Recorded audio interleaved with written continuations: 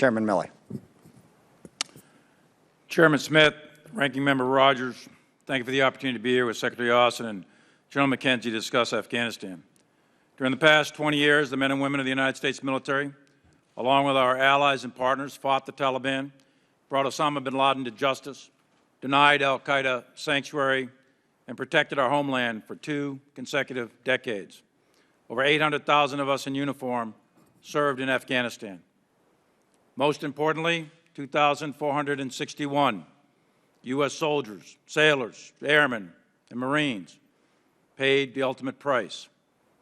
20,698 were wounded in action, and countless others suffered the invisible wounds of war. There's no doubt in my mind that our efforts prevented an attack on the homeland from Afghanistan, which was our core mission. And everyone who ever served in that war in Afghanistan should be proud. Your service mattered. Beginning in 2011, we steadily drew down our troop numbers, consolidated and closed bases, and retrograded equipment from Afghanistan. At our peak in 2011, we had 97,000 U.S. troops alongside 41,000 NATO troops in Afghanistan. 10 years later, when Ambassador Khalilzad signed the Doha Agreement with Mullah Bereda on 29 February 2020, the United States had 12,600 troops with 8,000 NATO and 10,500 contractors in Afghanistan. This has been a 10-year multi-administration drawdown, not a 19-month retrograde or 17-day non-combatant evacuation operation. Under the Doha Agreement, the United States will begin to withdraw its forces contingent upon the Taliban meeting certain conditions, which would lead to a political agreement between the Taliban and the government of Afghanistan. There were 7 conditions applicable to the Taliban and 8 to the United States. While the Taliban did not attack the United States forces, which was one of the conditions, it failed to fully honor any other condition under the Doha Agreement. And perhaps most importantly for the United States national security, the Taliban has never renounced their linkages with al-Qaeda or broke their affiliation with them. We, the United States, adhered to every condition. In the fall of 2020, my analysis then was that an accelerated withdrawal without meeting specific and necessary conditions risks losing the substantial gains made in Afghanistan, would potentially damage U.S. worldwide credibility, and could precipitate a general collapse of the Afghan security forces and the Afghan government, resulting in a complete Taliban takeover or a general civil war. That analysis was a year ago. Based on my advice and the advice of the commanders at the time, then Secretary of Defense Esper submitted a memorandum on 9 November, recommending that we maintain the U.S. forces, which were then at about 4,500 in Afghanistan, until conditions were met for further reductions. 2 days later, on 11 November, I received an unclassified signed order directing the United States military to withdraw all forces from Afghanistan by 15 January 2021. After further discussion regarding the risks associated with such a withdrawal, the order was rescinded.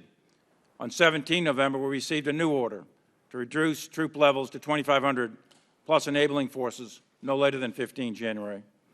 When President Biden was inaugurated, there were approximately 3,500 U.S. troops, 5,400 NATO, and 6,300 contractors in Afghanistan, tasked to train, advise, and assist a small contingent of counterterrorism forces. And the strategic situation was stalemate.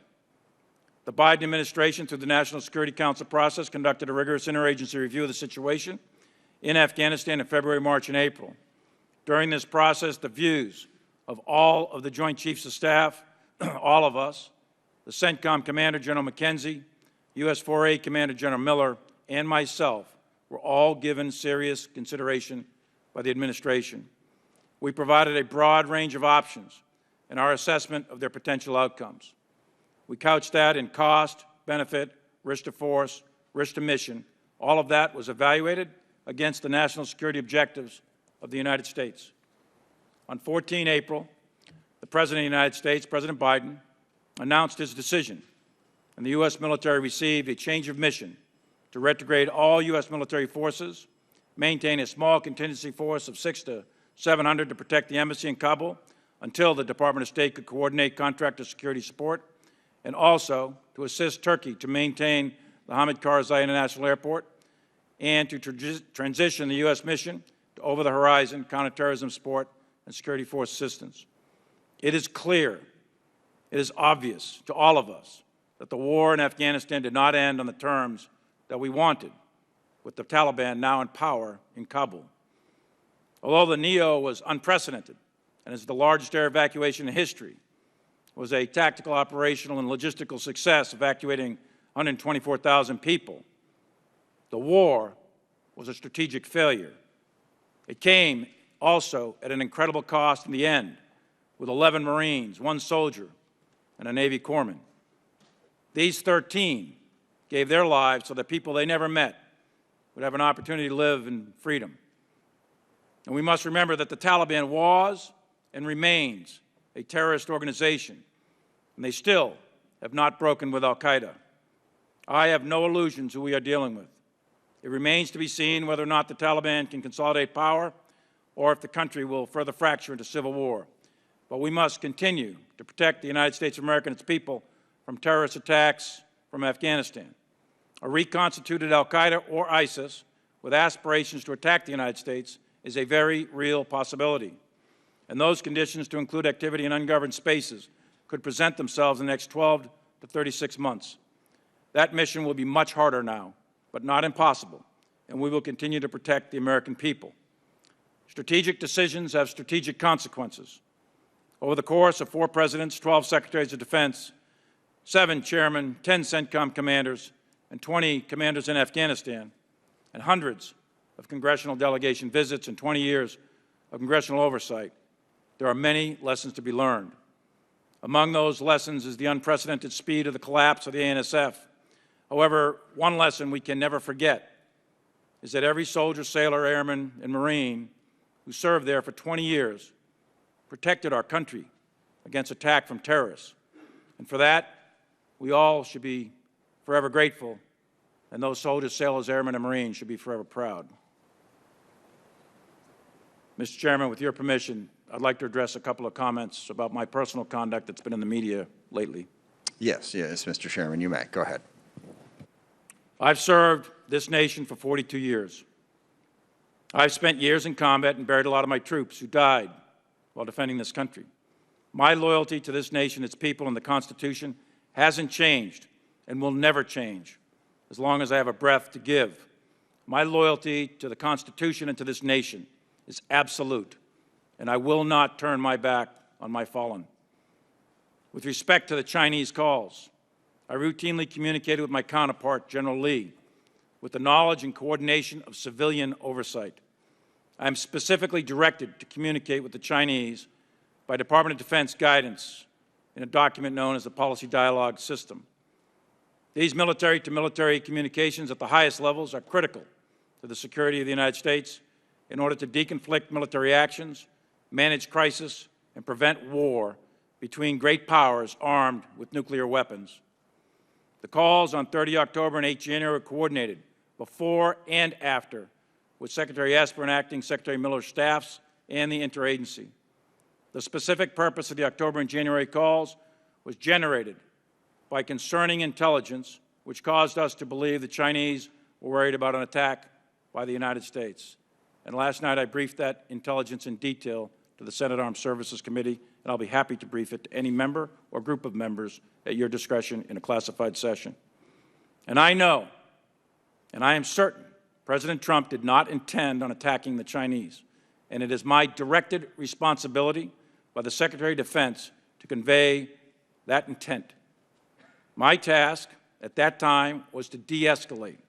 My message was, again, consistent. Calm, steady, de-escalate. We're not going to attack you. At Secretary of Defense Esper's direction, I made a call to General Lee on 30 October. 8 people sat in that call with me, and I read out the call within 30 minutes of the call ending. On 31 December, the Chinese requested a call with me.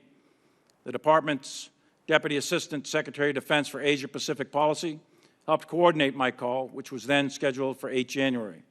And he made a preliminary call on 6 January. 11 people attended the call with me, and readouts of this call were distributed to the interagency that same day. On 14 December, then Acting Secretary of Defense Miller had been briefed on the entire program.